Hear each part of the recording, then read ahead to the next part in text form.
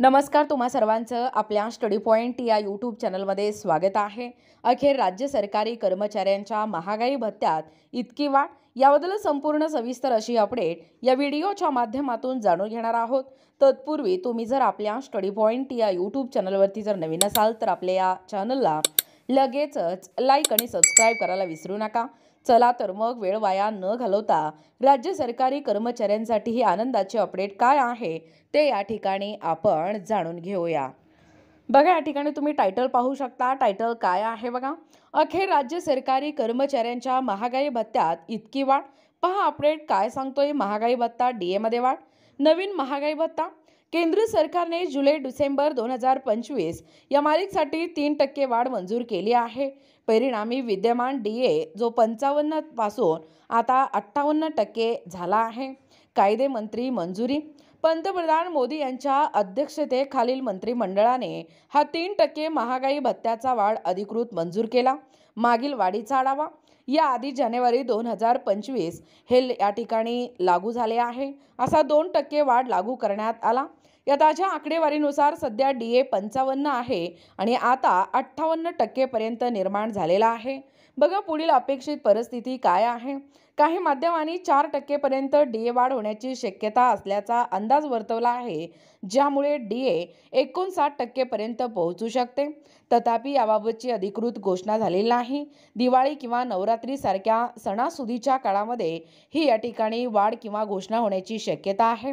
बघा, 8व्या वेतन आयोगाचा अभ्यास सरकारने 8वा वेतन आयोग जाहीर करण्यास प्रारंभ केला असून त्यांच्याद्वारे जानेवारी 2026 पासून अतिरिक्त आर्थिक सुधारणांची अपेक्षा आहे।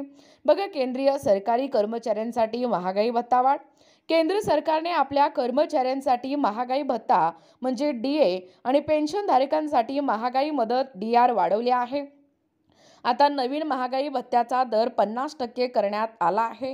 ही वाढ 1 जानेवारी 2025 पासून लागू झाली आहे। या वाढीचा फायदा 49.18 लाख केंद्रीय सरकारी कर्मचारी आणि 67.95 लाख पेन्शनधारकांना होणार आहे। बघा, पगारवाढीचा परिणाम कशा पद्धतीने असणार आहे। महागाई भत्ता डीए हा सरकारी कर्मचाऱ्यांच्या पगाराचा एक महत्त्वाचा भाग असतो, जो महागाईचा सामना करण्यासाठी दिला जातो। डीए 50% पर्यंत वाढल्यामुळे इतर काही भत्तेही वाढतील, जसे की घरभाडे भत्ता म्हणजे एचआरए देखील वाढेल। मुलांच्या शिक्षणासाठी मिळणारा भत्ता किंवा इतर विशेष भत्ते। त्यानंतर राज्य सरकारी कर्मचाऱ्यांसाठी डीए अनेक राज्य सरकारे उदाहरणार्थ महाराष्ट्र केंद्राच्या घोषणेनंतर स्वतःच्या कर्मचाऱ्यांसाठी महागाई भत्त्यात वाढ करतात। त्यामुळे तुमच्यासाठी महागाई भत्त्याच्या दराबाबतची नवीनतम माहिती मिळवण्यासाठी तुमच्या संबंधित राज्य सरकारच्या अधिकृत सूचना तपासणे आवश्यक आहे। बघा, नेमकं पगारवाढीचा परिणाम काय असणार आहे। महागाई भत्ता म्हणजे डीए हा सरकारी कर्मचाऱ्यांना महागाईचा सामना करण्यासाठी दिला जाणारा पगाराचा एक भाग असतो। महागाई भत्ता 50% पर्यंत वाढल्यामुळे इतर अनेक भत्ते आणि लाभ देखील वाढतील। यामध्ये घरभाडे भत्ता, एचआरए, मुलांच्या शिक्षणासाठी मिळणारा भत्ता आणि इतर विशेष भत्त्यांचा समावेश आहे। बघा, राज्य सरकारी कर्मचाऱ्यांसाठी डीए केंद्र सरकाराप्रमाणेच अनेक राज्य सरकारेही महागाई भत्त्यात वाढ करण्याची घोषणा करतात। त्यामुळे तुमच्यासाठी डीए दराबाबतची नवीनतम माहिती मिळवण्यासाठी तुमच्या संबंधित राज्य सरकारच्या अधिकृत सूचना या ठिकाणी तपासणे आवश्यक आहे।